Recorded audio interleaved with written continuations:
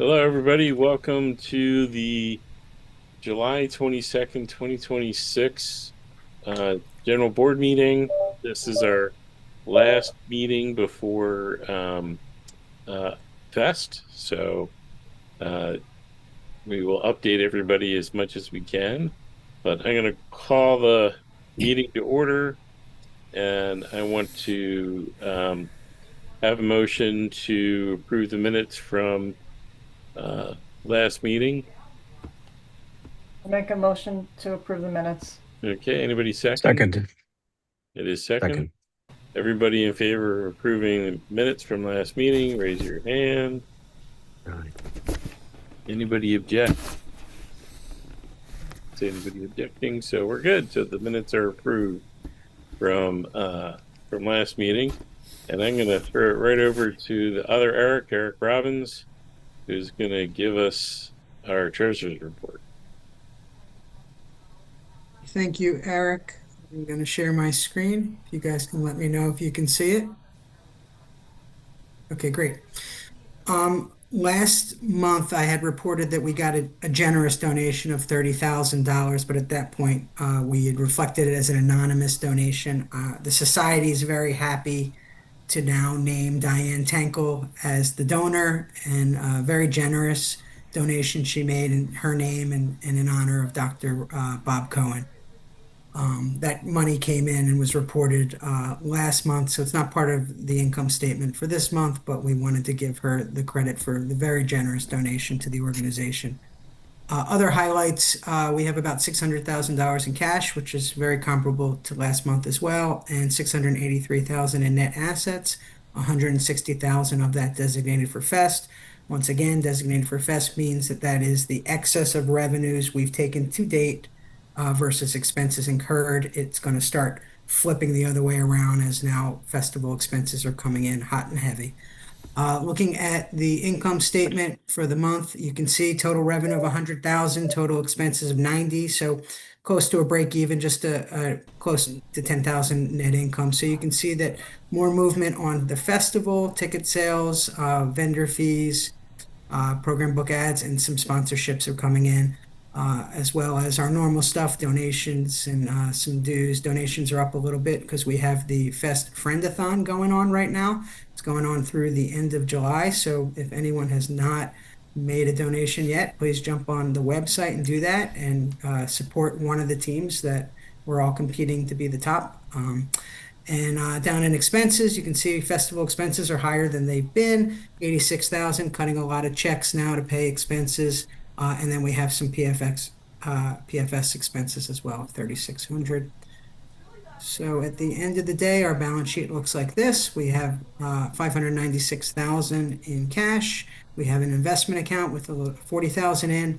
We are due 43,000 for Eventbrite for tickets sold for which we haven't received the cash yet, and some old receivables you guys see every month that we haven't been able to collect and we'll probably write off by the end of the calendar year, which is our fiscal year.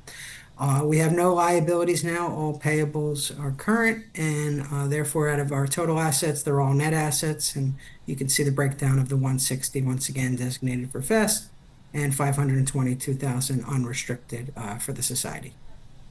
So that's the treasury report. Thanks, Eric, and back to you. Okay, thank you very much, Eric. And thank you, Diane, very much. I want to thank you again. I am now going to throw it over to Michael to update us on the festival going on. Good evening, everybody. Last Tuesday, July 14th, Brian Kraft, Ann Mason, and I attended an emergency management planning meeting with representatives from Upper Salford Township, its volunteer fire company, and other first responders to discuss preparations for the festival.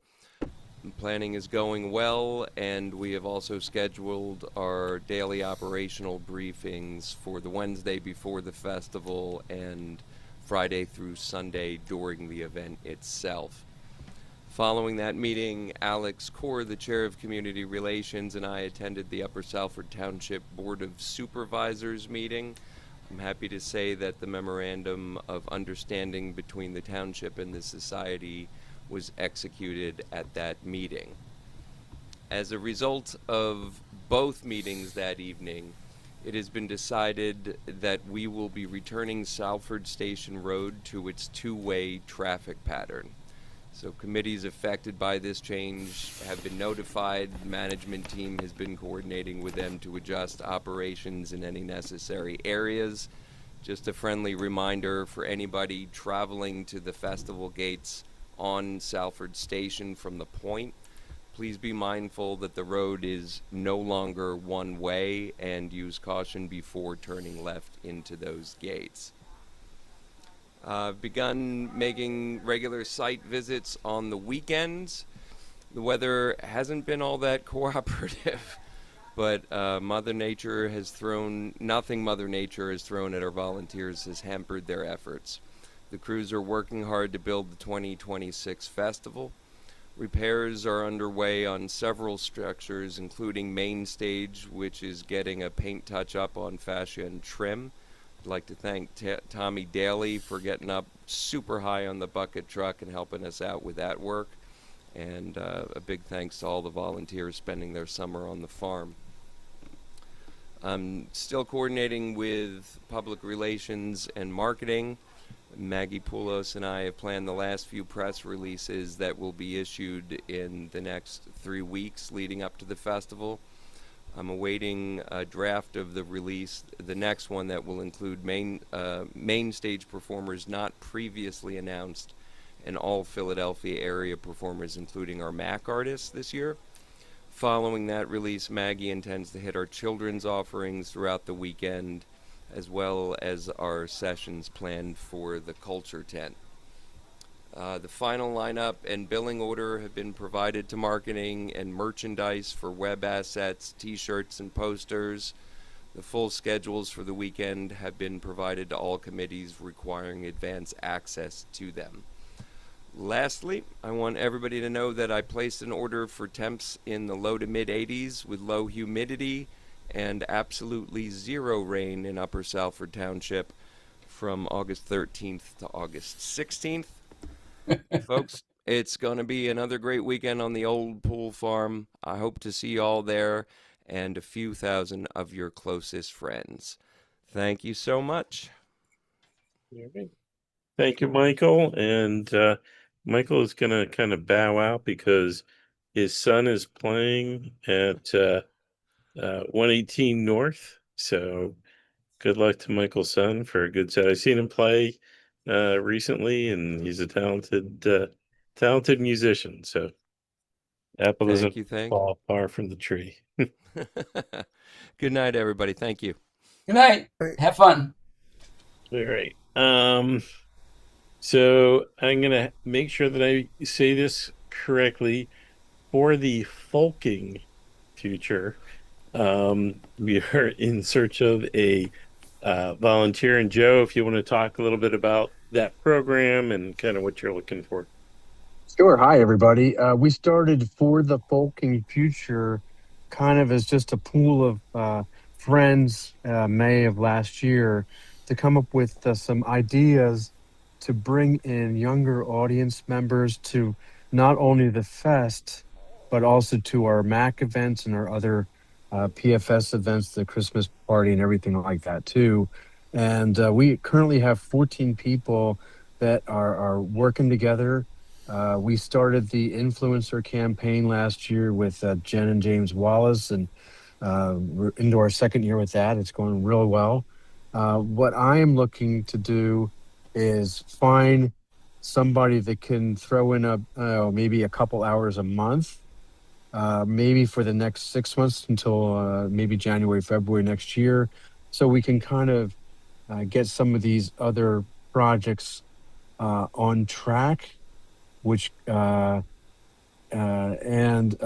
basically helping me identify people in our fest community that would be willing to volunteer a couple hours of their time a month to actually do some of the work. We're talking about initiatives like maybe a silent dance party at the festival.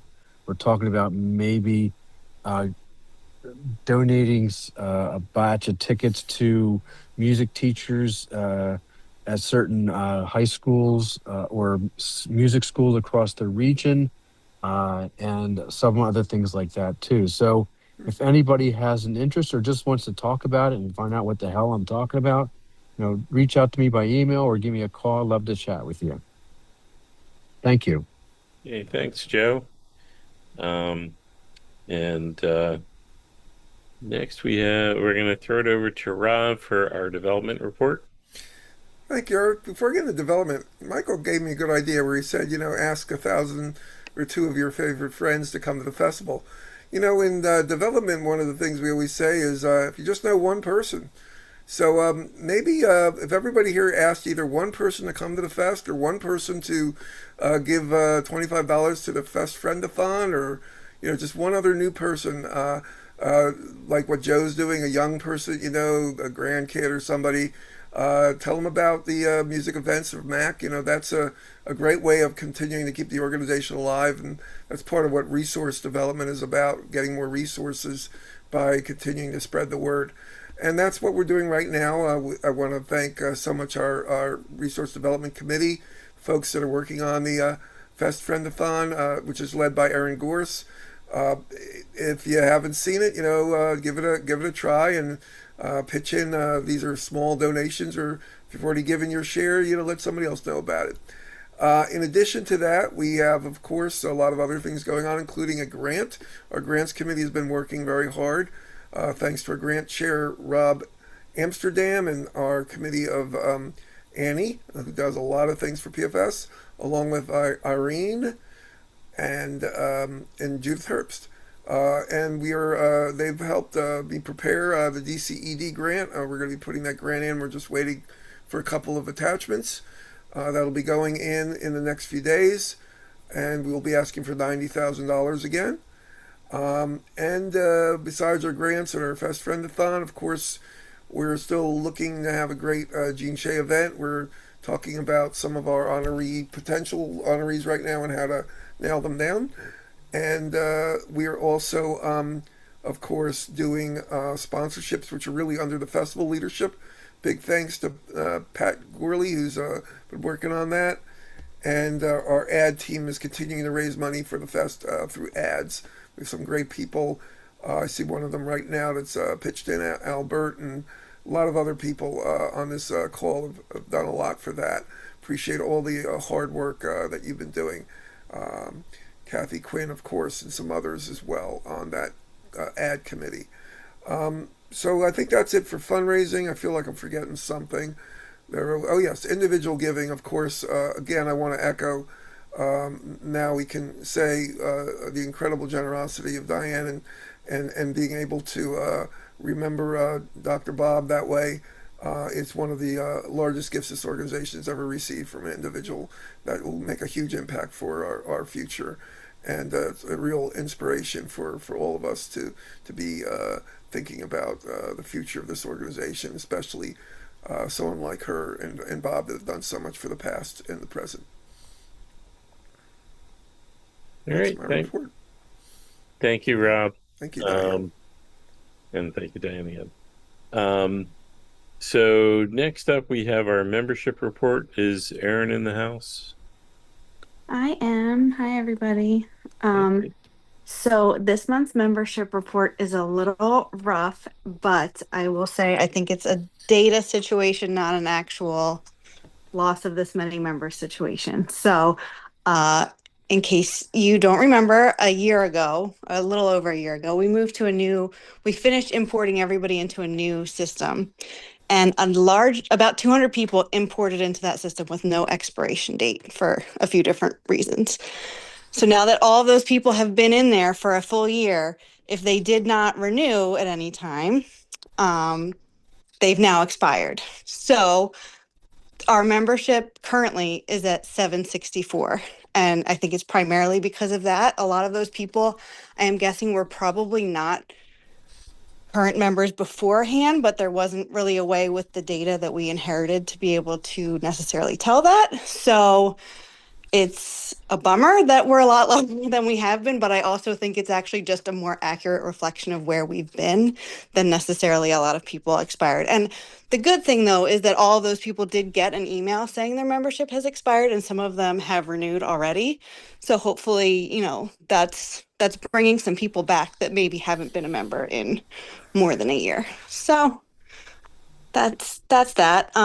The other thing I just wanted to mention is that we have been talking about getting a membership committee together. And the first step of that is probably going to be we need someone to help with the database side of things with me, so I'm not the only one that knows how this stuff works, and can help me with some of it so it stays more up to date quicker.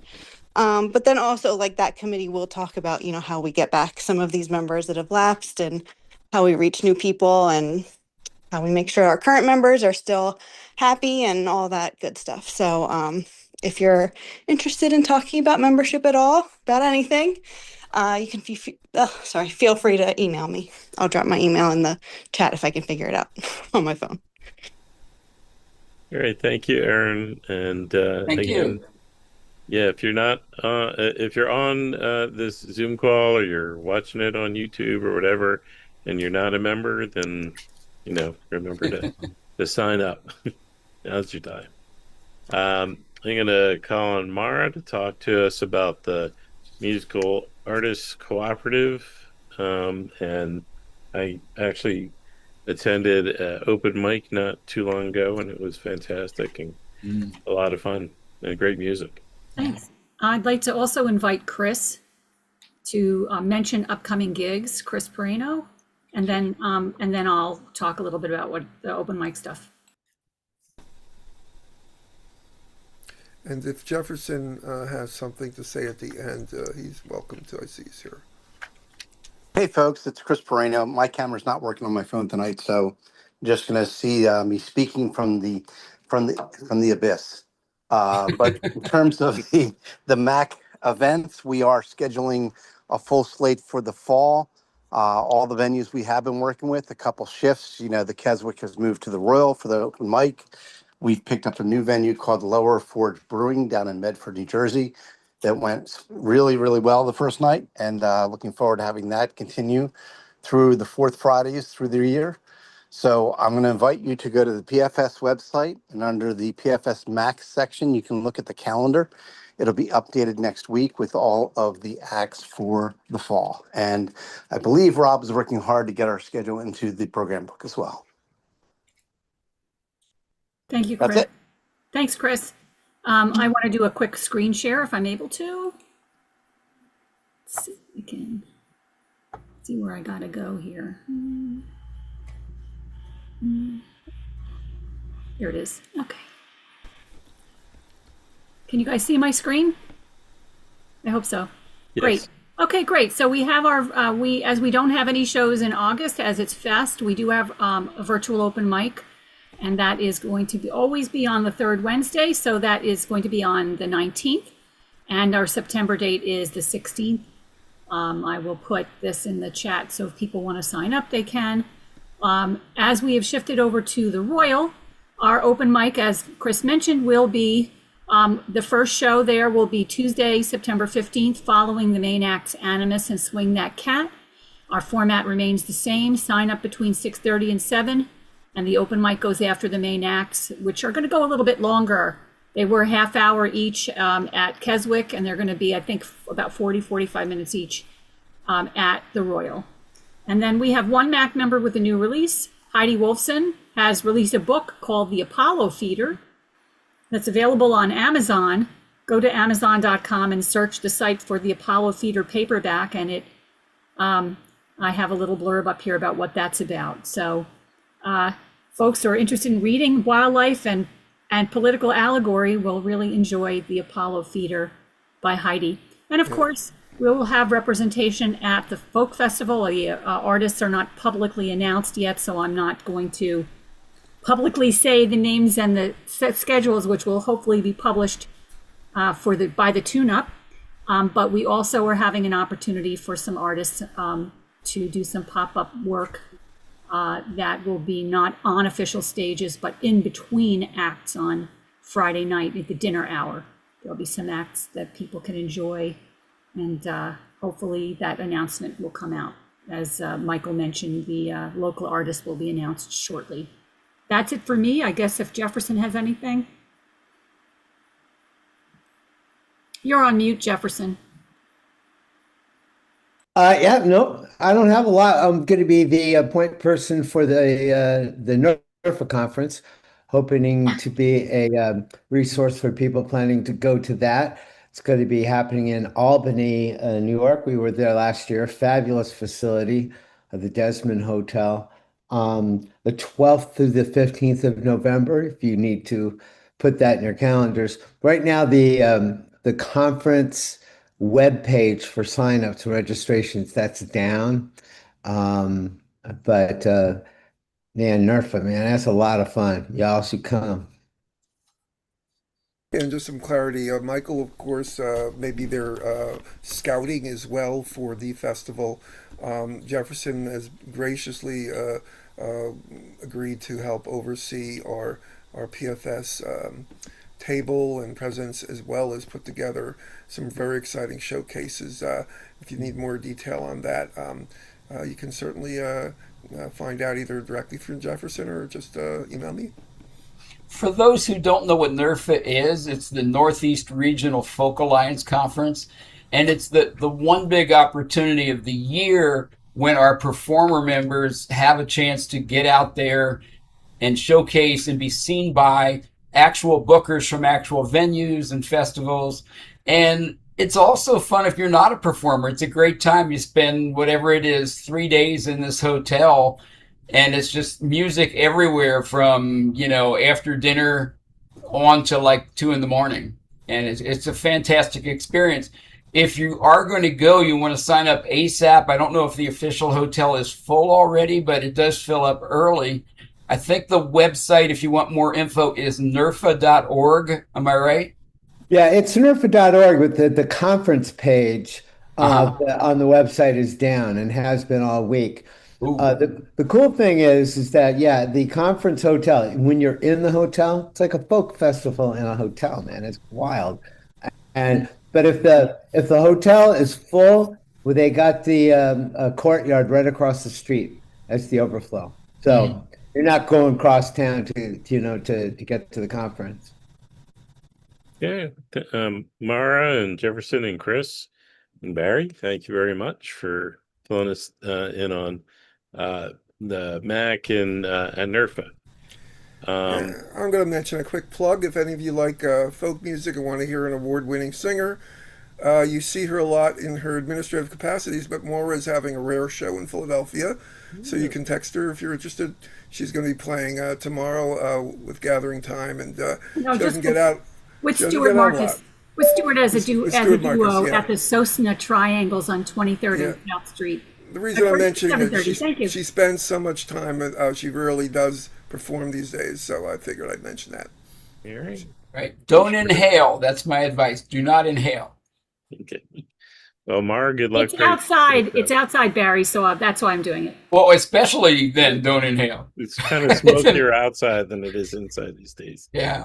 Yeah, Maura's had 2 #1 albums on the folk charts, which is quite unusual. Not too many people I know have done that. So just thought you guys would like to know there's different sides to Maura that you haven't seen. And then I'm going to move on to Julie, who's going to tell us about even more music and some partnership things that are going on. Do a quick screen share here. So obviously we have Fest coming up, so there is not a whole ton of things coming on in August intentionally. So we have Steve Forbert and Mark Schultz of the Warren Rangers at Bryn Mawr Twilight Concert Series, 7 p.m. on 8/8. We do have the PFS member code, PFS 25 if you are a member. Don't be lame if you're not a member. Use Folk 10, Folk 15. On 8/7, we have Joan Osborne at KOP Concert Under the Stars. Again, same discount code. She is doing the Dylan show that she had at Fest a couple years ago. I saw her there. It was spectacular. Highly recommend trying to get to that show. And then Matt Kearney at the Keswick Theater. And I believe we do have a contest for that. I will drop that in the chat. In addition, this Friday's show to John Gorka, we do still have 2 pairs of free tickets to be given out to. So I will put this in the chat. Please respond to ASAP if you are interested. We have 2 pairs of them. So they got to go to somebody. Enter. Thank you.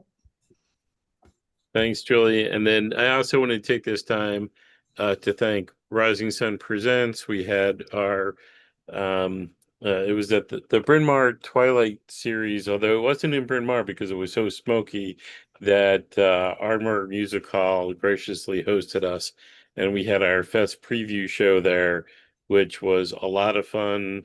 All the artists were fantastic, and it was a wonderful night of music. Saw a lot of friends. I know that well over 200 people attended the show. So, and thanks to Ardmore Music Hall, we didn't have to have respiratory problems because of the smoke that was out there. So that's it for the regular meeting. I'm going to open it up to questions and hopefully answers. So is there anybody that has any questions or anything that they want to go over? Wow. Just one, Eric, you want to announce the board Q&A at Fest? Sure. So that's going to be, so the board is going to meet, it's not like an official meeting, but at Fest, we like to get together, and I think it's Saturday. Is it Saturday morning? Saturday, 10 a.m. I think it's at the Culture Tent, maybe. No, I think we're It's going to Society Outreach Tent. They have a Society tent Outreach this Tent, year, which I believe will probably be right across from the main gate entrance. Yeah. So, but if you want to come by and say hi or not say hi, that's where we're going to be at Fest. And then, Julie, you had a question? Cause just a comment, Rob and Aaron, did you want to mention anything about Friendathon, like booster on the 25th? I didn't want to, didn't want to speak out of turn. Aaron, do you remember the details on that one? I remember the idea in general. Yeah, sure. I will absolutely do that. I'm still writing up the actual things that are gonna go out, but on the 25th of July, which is this Saturday, we are going to hold a raffle for anyone that donates to the Folk Fest Friendathon. A donation of $25 or more. It can be to your own team, it can be to another team, it can be to whoever you want. And then there will be one winner of all of those donors will receive a merch credit for the festival. I'm still not sure if I have to get the amount approved, but it'll be good. So if you haven't made your donation yet, I never want to tell people to wait to donate, but in this case, wait till Saturday and hop on the site and make a donation. Right. Or And the give 25th is Christmas in July, so it's give a gift and then you possibly can get a gift back. Where do we go to give? I'm looking on the website. I don't see it. It's not there yet. It's for there. the Friendathon? It's on the website. Yeah, when you hit donate, is it going to go to? No, well, no, Rob, No. that wouldn't go to the Friendathon page. That would just go to our regular donation page. Let me see if I can get it. It's opened under up. news and events, I believe. Yep, first thing under news and events. I'll throw a link in the chat, and I won't use my own campsite, I promise. I'll just do the regular one. Yeah, who's in the lead right now? Well, Who Hill Don't was in the get me lead started, for many Eric. days, but Mr. Rob Braylow, and we're very appreciative. Oh, I of- missed that. of Did that just him. happen He, today? He hit his donor base and he's overtaken us. So first place right now is the Llamas, Okay. So, who won it in the race. first year as well. Yeah. Well, thanks your for- shout out thing is going up this week too, so maybe that'll. Thank you to They got everybody theirs who's already. donated so far and so forth. So, all right. Julie, thank you for the reminder. That was a good idea. Yeah. All right. If there aren't any other questions, we are going to have the shortest folk song society meeting of all time. And I got people clapping about that. So thank you very much, and I hope to see everybody at Fest. Make sure to come and say hi, and give us all hugs, and we'll hug you back, and say happy Fest. All right, Thank you. that's it. Good to see everybody. The meeting is adjourned. Mm.